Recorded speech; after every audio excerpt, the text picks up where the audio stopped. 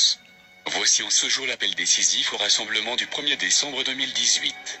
En effet, comme aurait pu le remarquer, le gouvernement en place revendique un appel à la responsabilité dont lui-même ne fait pas preuve, et renvoie le déplacement de la haine envers leurs soldats, gendarmes et forces de l'ordre.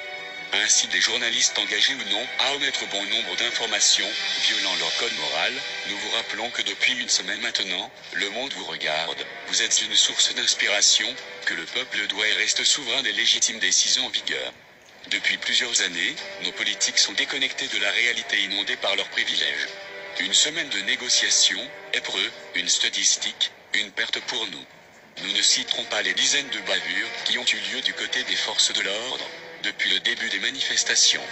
Nous enregistrons des décès, des blessures lourdes, des plaintes nombreuses et certaines déjà classées sans suite.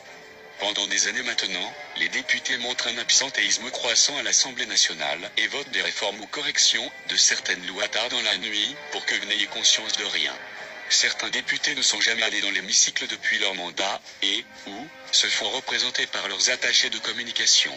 Le gouvernement applique la rhétorique de la peur pour renverser la vapeur contre vous-même. Ce mouvement auquel nous assistons n'est plus simplement question de taxes, mais de remettre en cause la légitimité du pouvoir du peuple. Si nous cessons le combat, nous raterons une occasion inestimable de rebattre les cartes. Il est la première fois en plus d'une dizaine d'années qu'enfin le peuple se retrouve et s'unisse. Ne gâchez pas cette fraternité qu'enfin nous assimilons. Voici nos conseils pour ce 1er décembre. Manifestation nationale à travers toutes les métropoles, ne décidez pas un point de rassemblement, mais plusieurs points de départ, puis convergez simultanément vers un lieu décisif. Il est difficile aux forces de l'ordre de gérer plusieurs points d'action. Utilisez des symboles forts qui ont fait l'histoire de notre pays. Si dans le cas où vous souhaiteriez rejoindre la manifestation parisienne, veuillez ne pas prévoir de vous y rendre la veille, mais un délai suffisant afin de ne pas être bloqué. N'oubliez jamais qu'un rassemblement engendre une colère qui peut parfois s'exprimer de manière violente. Ne songez pas à avoir une manifestation pacifiste. Si vous avez peur pour votre vie ou de subir des violences, veuillez ne pas en prendre part. Prévoyez des masques chirurgicaux et des soins pour les gaz lacrymogènes.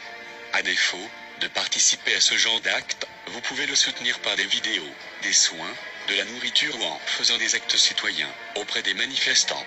Sachez que toutefois, vous pouvez aider cette manifestation, quel que soit votre cursus et quel que soit l'endroit où vous vous trouvez.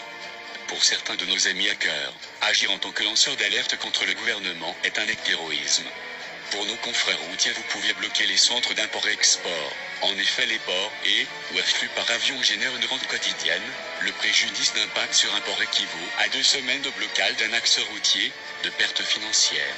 Messieurs et mesdames les députés et sénateurs, s'il vous reste un semblant de morale, ne vous présentez plus à l'Assemblée nationale jusqu'à une totale résolution de ce conflit, vous qui avez l'habitude de l'absentéisme autant le rendre utile les citoyens.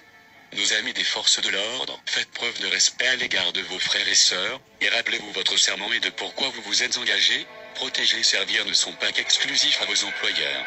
Cher peuple français, veuillez reprendre des forces et le temps de vous réorganiser jusqu'en date du 1er décembre. Mais n'oubliez pas, ne diffusez pas d'informations fausses, ou ne cédez pas à la désinformation. En effet, Internet est un outil puissant mais aussi une arme qui peut se retourner contre vous-même. Peuple français, il vous appartient dès aujourd'hui de décider si oui ou non vous allez prendre part à ce combat citoyen, pour vous, vos enfants, vos parents. Si vous ne le faites pas pour vous, faites-le pour vos enfants et générations futures, pour apporter l'avenir à la jeunesse, et à la vieillesse, la sécurité. Alors nous invitons, chaque homme, chaque femme, à se relever et à montrer son combat, chez vous, dans la rue, dans la vie de tous les jours. Le monde vous observe, les réseaux sociaux américains, italiens, russes, finlandais, canadiens et partout à travers l'Europe, ne parlons que de vous, vous êtes devenu un symbole. Il appartient donc à vous, de décider quel sera votre acte citoyen ce 1er décembre. Le monde vous regarde.